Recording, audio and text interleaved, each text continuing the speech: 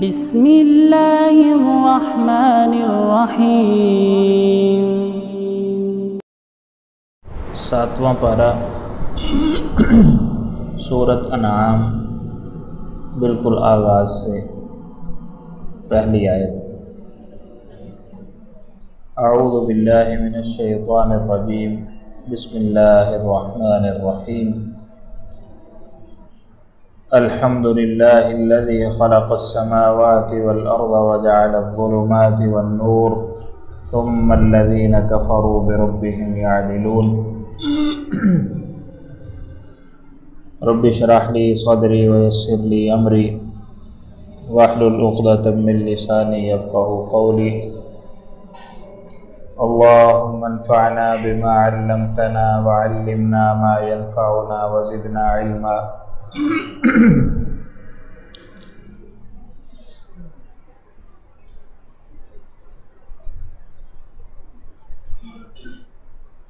اللهم انا نسألك الهدى والتقى والعفاف والغنى۔ سورۃ انعام مکی سورت ہے،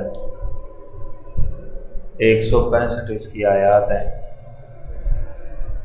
انعام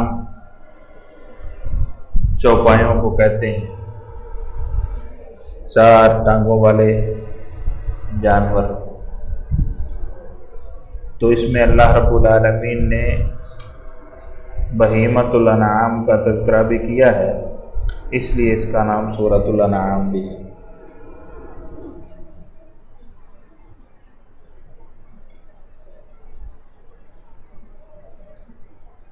اس میں اسلام کے بنیادی عقائد، توحید، مشرکین پر رد، اہل البدع پر رد اور آخرت کا بیان ہے۔ الحمد للہ الذی خلق السماوات والارض، تمام تعریفیں اللہ کے لیے ہیں جس نے پیدا کیا ہے آسمانوں کو اور زمین کو۔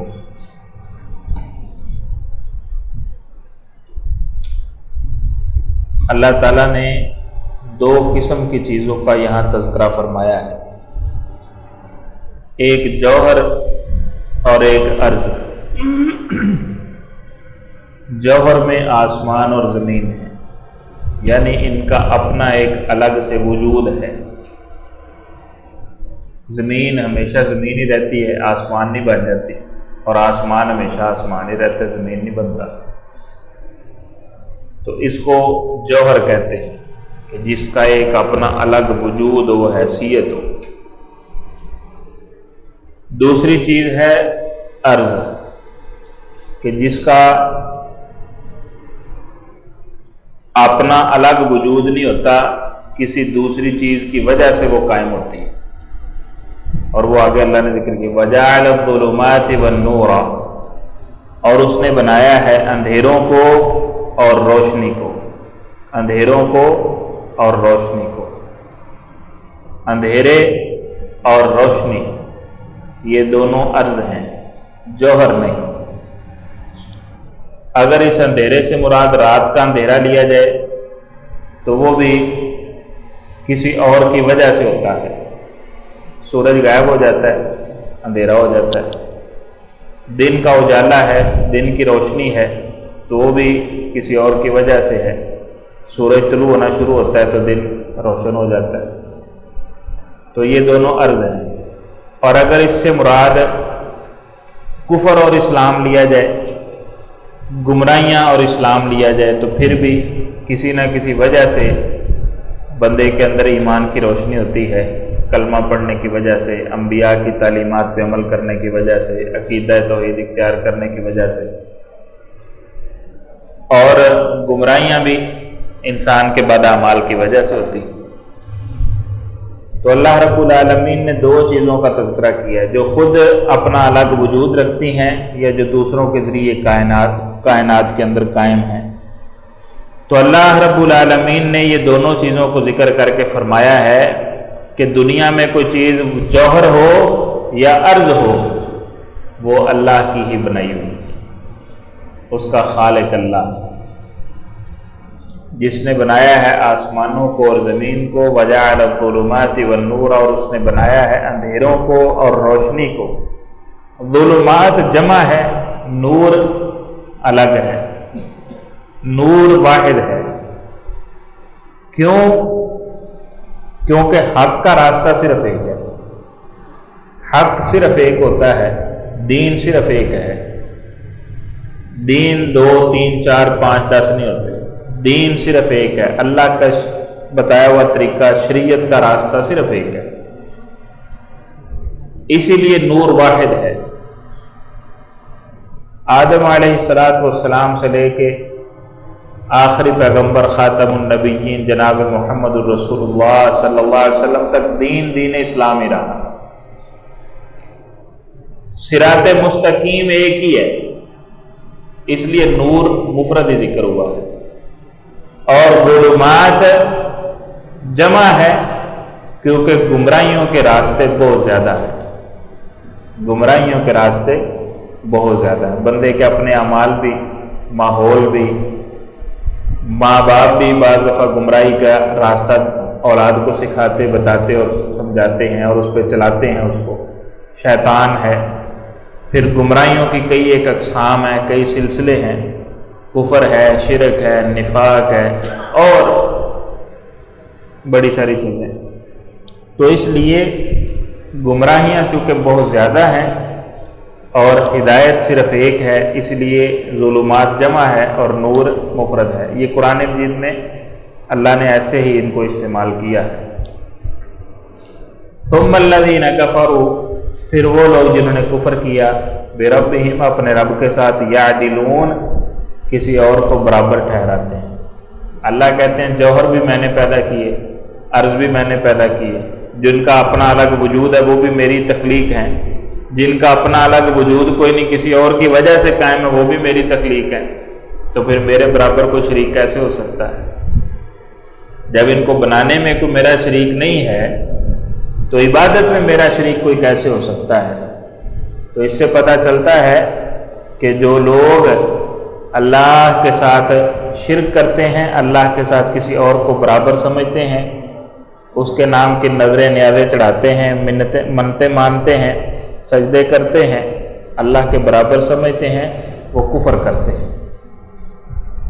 هو الذی خلقکم من طین، وہی ہے جس نے پیدا کیا تمہیں من طین، حقیر سی مٹی سے، ثم قضى اجلا، پھر اس نے مقرر کر دی ایک مدت، واجل مسمى عنده، اور ایک مدت اور اس کے ہاں مقرر ہے۔ یعنی سب کو اللہ رب العالمین نے مٹی سے پیدا کیا ہے۔ شیخ نے اس کا ترجمہ حقیر مٹی کیا ہے، اس کی وجہ کہ من طین، نین پہ جو تنوین ہے نا، تنوین کئی ایک معنوں کے لیے ہوتی ہے، یہاں پہ تحقیر کے لیے ہے، حقارت کے لیے۔ اب آپ دیکھیں نا، زمین کے اوپر مٹی ہے، مٹی کی کیا حیثیت ہے؟ قیمت کے اعتبار سے مٹی ایک سستی چیز ہے، مٹی کے اندر خزانے اتنے اتنے قیمتی چھپے ہوئے ہیں کہ مٹی اگر ایک ٹرالی بھی بھری ہوئی ہو تو زمین سے نکلنے والا خزانہ وہ ایک چٹکی برابر اس سے مہنگا ہوتا ہے۔ تو اس لیے مٹی ایک حقیر چیز ہے، تو یہاں پہ تنوین تحقیر کے لیے ہے، اس لیے اس کا معنی حقیر سی مٹی کیا گیا ہے۔ رسول اللہ صلی اللہ علیہ وسلم نے فرمایا کہ آدم کو علیہ السلام اللہ نے پوری زمین سے ایک مٹھی مٹی کے لے کے پیدا کیا ہے، اور جس طرح زمین کی مٹی مختلف ہے ایسے ہی انسانوں کی طبیعتیں مختلف ہیں۔ زمین کی مٹی جس طرح رنگ میں مختلف ہے ایسے ہی انسانوں کے رنگ بھی مختلف ہیں۔ کہیں زمین سیاہ کالی ہے، کہیں زمین گندمی ہے، کہیں زمین سرخ ہے، ہاں جی مٹی سرخ ہوتی ہے، کہیں مٹی سفیدی کی طرف مائل ہوتی ہے، اسی طرح کہیں پہ مٹی وہ خبیث ہے، ناپاک ہے، کہیں پہ پاک ہے، کہیں پہ مٹی سخت ہے، کہیں پہ نرم ہے. تو اسی طرح انسانوں کے مزاج ہیں، جو کافر ہیں وہ پلید ہیں، جو مسلمان ہیں وہ پاک ہیں. کوئی سرخ ہے، کوئی سفید ہے، کوئی گندمی رنگ ہے، کوئی سیاہ ہے، کوئی کالا سیاہ ہے. اور کسی کی طبیعت میں نرمی اور بردباری اور حلیمی ہے، کسی کی طبیعت میں اکھڑ پن، سختی اور شدت ہے. کسی میں غصہ زیادہ ہے، گرمی زیادہ ہے، کسی کے اندر ٹھنڈک زیادہ ہے اور نرمی زیادہ ہے. تو نبی صلی اللہ علیہ وسلم نے فرمایا پوری روئے زمین سے اللہ نے مٹی کو لے کے ایک مٹھی مٹی کے ساتھ اللہ نے آدم علیہ السلام کو پیدا فرمایا ہے. تو جس طرح مٹی کے اندر مختلف رنگ اور مختلف طبیعتیں اور مزاج ہیں، ایسے ہی انسانوں کے مختلف رنگ اور مختلف مزاج ہیں. تو اللہ رب العالمین فرماتے ہیں پھر ایک مدت مقرر کی، یعنی موت کا وقت اس کے لیے مقرر کر دیا کہ یہ اس ٹائم پہ دنیا میں جائے گا اور اس ٹائم پہ یہ واپس اس دنیا سے اگلے جہان رخصت ہو جائے گا. وَأَجَلٌ مُّسَمًّى عِندَهُ، اور ایک مدت اس کے ہاں مقرر ہے اور وہ ہے قیامت. ایک وقت قیامت کا اللہ نے مقرر کر رکھا ہے. ثُمَّ أَنتُمْ تَمْتَرُونَ، اللہ کہتے ہیں پھر بھی تم شک کرتے ہو، یعنی اتنا بھی نہیں سمجھتے کہ جس نے ایک مٹھی مٹی سے تم سب کو پیدا کیا. حقیر یہاں حقارت اس معنی میں بھی لی جا سکتی ہے کہ روئے زمین میں کتنی مٹی ہے اور صرف ایک مٹھی سے اللہ نے آدم علیہ السلام کو پیدا کیا. کہاں پہ پوری دنیا کی مٹی اور کہاں پہ ایک مٹھی مٹی، تو وہ حقیر ہی ہو جاتی ہے، تھوڑی سی ہو جاتی ہے، بالکل ہی اس کی کیا حیثیت رہ جاتی ہے. تو اگر ایک مٹھی مٹی سے اللہ نے تم سب کو پیدا کیا ہے تو دوبارہ زندہ کرنا اللہ کے لیے کیا مشکل ہے؟ اس کے لیے کوئی مشکل نہیں. وَهُوَ اللَّهُ، اور وہی اللہ ہے، فِي السَّمَاوَاتِ، آسمانوں میں بھی، وَفِي الْأَرْضِ، اور زمین میں بھی. اللہ آسمانوں میں بھی اللہ ہے اور زمین میں بھی اللہ ہی ہے. اللہ ہر جگہ پہ اللہ ہی ہے. یعلم سرکم، وہ جانتا ہے تمہارے چھپے ہوئے کو، وجہرکم، اور تمہارے کھلے کو، ویعلم ما تکسبون، اور وہ جانتا ہے جو کچھ تم کماتے ہو. یعنی آسمان والوں کا معبود بھی اللہ ہے، زمین والوں کا معبود بھی. یہ نہیں کہ آسمان والے اللہ کی عبادت کریں گے اور زمین والے کسی اور کی عبادت کرنا شروع کر دیں. آسمان والے اللہ کو چھوڑ کے کسی اور کی عبادت کرتے تو زمین والے کیوں کرتے ہیں بھائی؟ اللہ تو وہی ہے، آسمان والوں کا بھی معبود ہے، زمین والوں کا بھی معبود ہے. اور اگر وہ حق پہ ہیں، صراط مستقیم پہ ہیں، صرف رب کی عبادت کرتے ہیں، تو زمین والے کیوں جگہ جگہ پہ اللہ کے شریک بنا کے بیٹھے ہوئے ہیں؟ تو یہ اللہ رب العالمین نے اپنی عبودیت کے حوالے سے بڑی ہی واضح بات کی ہے کہ تمہارے ہر کھلے اور چھپی ہوئی بات، ہر چیز کو اللہ رب العالمین جانتا ہے.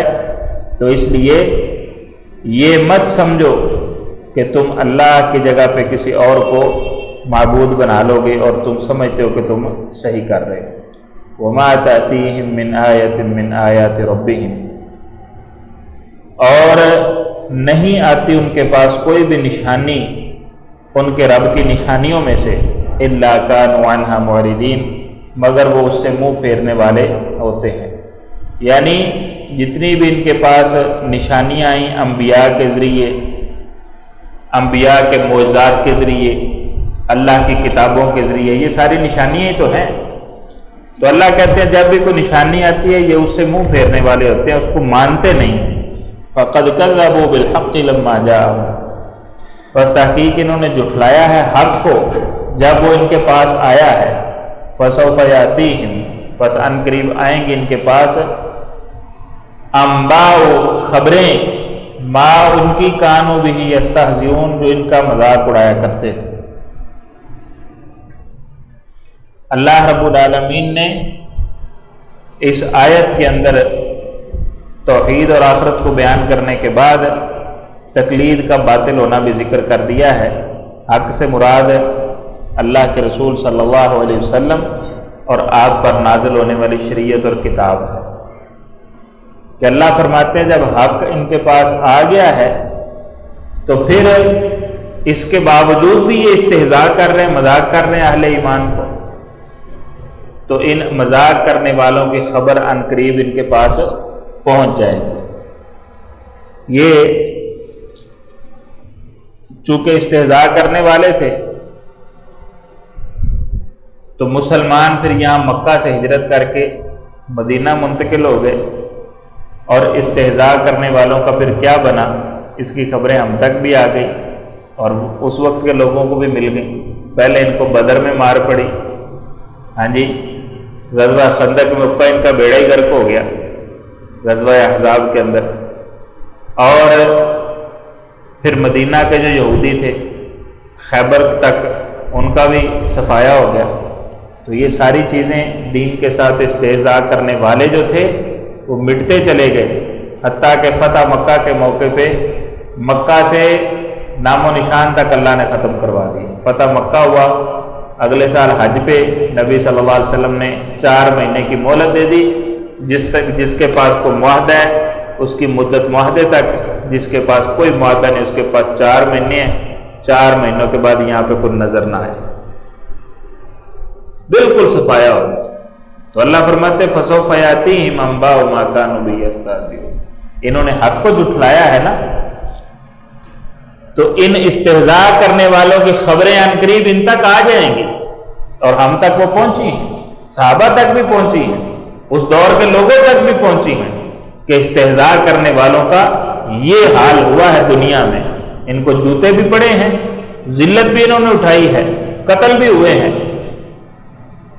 اور ان سے سلطنت و بادشاہت ہر چیز چھین لی گئی، چودراہٹ چھین لی گئی، کچھ بھی ان کے پاس باقی نہیں بچا۔ تو اگر دنیا میں یہ حال ہوا ہے تو آخرت میں بھی اس سے برا ہوگا ان کے ساتھ، اس سے اچھا کبھی نہیں ہو سکتا۔ الم یروا کما اہلکنا من قبلہم من قرن، کیا نہیں انہوں نے دیکھا کتنی ہی ہم نے ہلاک کر دیے ان سے پہلے، من قرن زمانوں سے، یعنی کتنے ہی زمانے ہیں جو گزر گئے اور ان زمانوں میں بسنے والے لوگ ختم کر دیے گئے۔ مکناہم فی الارض، ہم نے اقتدار کی دیا ان کو زمین میں، مکناہم کا لفظی معنی ہم نے ان کو جگہ دی، یعنی ہم نے ان کو زمین میں اقتدار دیا، زمین کے اندر قوت اور طاقت، حکومت اور ریاست دی۔ ما لم نمکن لکم، جس طرح کا اقتدار ہم نے تمہیں نہیں دیا، یعنی جس طرح انہیں اقتدار کیا تھا اس طرح کا اقتدار ابھی تمہیں ملا نہیں ہے۔ ان کا اقتدار بڑا مضبوط تھا، ان کی ریاستیں بڑی مضبوط تھیں، ان کے قوانین بڑے مضبوط تھے، ان کے زمین پہ پاؤں اللہ نے بڑے زبردست جمائے تھے۔ وَأَرْسَلْنَا السَّمَاءَ عَلَيْهِمْ مِدْرَارًا، اور ہم نے برسایا ان پر آسمان کو مدراراً، موسلا دھار آسمان سے بارشیں نازل ہوئی۔ وَجَعَلْنَا الْأَنْهَارَ، اور ہم نے بنائی ان کے لیے نہریں، تجری من تحتہم، جو ان کے نیچے سے جاری و ساری ہوتی تھی۔ اللہ کہتے ہیں ہم نے ان کو نہریں دیں، آسمان سے بارش برسائی، موسلا دھار بارش برسائی، زمین میں ان کو مضبوط اقتدار دیا، سب کچھ دیا۔ فَأَهْلَكْنَاهُمْ بِذُنُوبِهِمْ، بس ہم نے ان کو پھر ہلاک کر دیا ان کے گناہوں کی وجہ سے۔ وَأَنشَأْنَا، اور ہم نے پیدا کیے من بَعْدِهِمْ، اس کے بعد قَرْنًا آخَرِينَ، دوسرے زمانے کے لوگ۔ تو یہ اپنی حیثیت کو مت بھولیں کہ اگر یہ شریعت سے اور حق سے انحراف کریں گے تو جس طرح پہلی قومیں بڑے بڑے مضبوط اقتدار والے لوگ وہ اگر اس دنیا میں نہیں رہے تو یہ بھی نہیں رہیں گے۔ ان کے مرنے کے بعد اگر دوسرے زمانے کے لوگ آ گئے ہیں تو ان کے مرنے کے بعد بھی اگلے زمانے کے لوگ آ جائیں گے اور یہ زمین شاد اور آباد رہے گی۔ اس لیے آپ پریشان نہ ہوں، یہ اگر عبرت حاصل کر لیں تو یہ ان کے لیے بہتر ہے، اور اگر نہ عبرت حاصل کریں تو بہرحال اپنے انجام کو یہ پہنچ جائیں گے۔ تو ہم سب کے لیے اس میں اللہ کی طرف سے یہ سبق اور درس ہے کہ اللہ کی طرف سے آنے والا حق وہ ایک ہی ہے، صراط مستقیم ایک ہی ہے، گمراہی کے راستے بہت زیادہ ہیں، ہر چیز کا خالق بھی اللہ ہے اور عبادت کا حق بھی صرف اور صرف اللہ کا ہے، اللہ کے ساتھ کسی اور کو شریک نہیں ٹھہرایا جا سکتا، اور حق کو ٹھکرا کے کوئی جتنی مرضی بڑی طاقت اور پاور کا مالک ہو نہ وہ دنیا میں ٹکا رہ سکتا ہے، نہ ہی وہ قیامت کو مدد کیا جائے گا، قیامت کو وہ ٹھہر سکے گا۔ اس لیے اللہ کی اطاعت، اللہ کے پیغمبر علیہ السلام کی اطاعت کرنے میں ہی، دین اسلام کو اپنانے اور توحید کو اختیار کرنے میں ہی اس کے لیے خیر اور بھلائی ہے۔ اللہ ہمیں عقیدہ توحید نصیب فرمائے، اللہ جب تک زندہ رکھیں اسی عقیدے پہ زندہ رکھیں، اور جب اس دنیا سے جائیں ایمان اور اسلام پہ ہماری موت ہو، اور اللہ ہمیں اپنے نیک بندوں میں شامل فرمائے۔ اعوذ باللہ من الشیطان الرجیم، بسم اللہ الرحمن الرحیم، الحمد للہ الذی خلق السماوات والارض وجعل الظلمات والنور ثم الذین کفروا بربهم يعدلون، هو الذی خلقکم من طین ثم قضى أجلا وأجل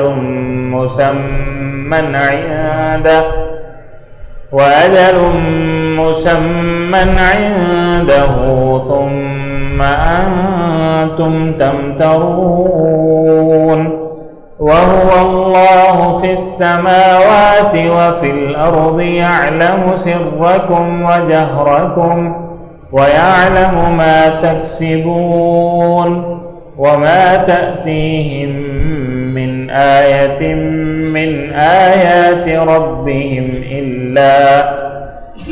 إلا كانوا عنها معرضين، فقد كذبوا بالحق لما جاءهم، فسوف يأتيهم أنباء ما كانوا به يستهزئون،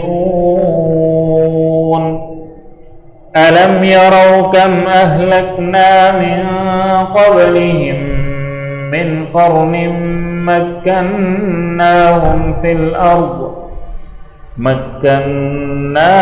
في الأرض ما لم نمكن لكم، وأرسلنا السماء عليهم مدرارا، وجعلنا الأنهار تجري من تحتهم فأهلكناهم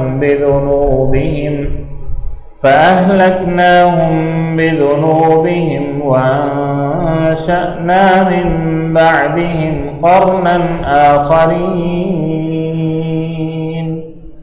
سبحانك اللهم وبحمدك، أشهد أن لا إله إلا أنت، أستغفرك وأتوب إليك۔ صدق الله خالقنا المولانا العلي العظيم۔